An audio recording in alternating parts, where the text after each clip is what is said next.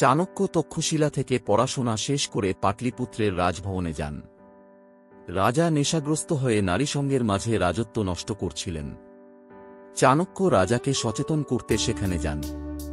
রাজভবনে গিয়ে তিনি রাজার অবস্থা আরও শোচনীয় দেখেন। রাজার সঙ্গে দেখা করতে চাইলে রাজা তাকে অপেক্ষা করান।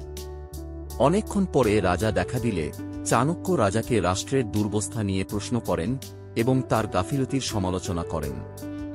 রাজা চাণক্যের কথা শুনে প্রচণ্ড রেগে যান এবং তার টিকি ধরে টানতে টানতে রাজদরবার থেকে বের করে দেওয়ার চেষ্টা করেন। তখন চাণক্য খুব রেগে যান, কোনো রকমে নিজের টিকি ধরে রাজার মুখোমুখি হয়ে বলেন, মূর্খ রাজা, তুই একজন ব্রাহ্মণের টিকি খুলেছিস। তুই নেশাখোর, চরিত্রহীন। রাজা, তোকে আমি শেষ করে আমি পাটলিপুত্রকে রক্ষা করব, রাজত্বকে বাঁচাব। এই প্রতিজ্ঞা নিয়ে চাণক্য দরবার থেকে বেরিয়ে যান।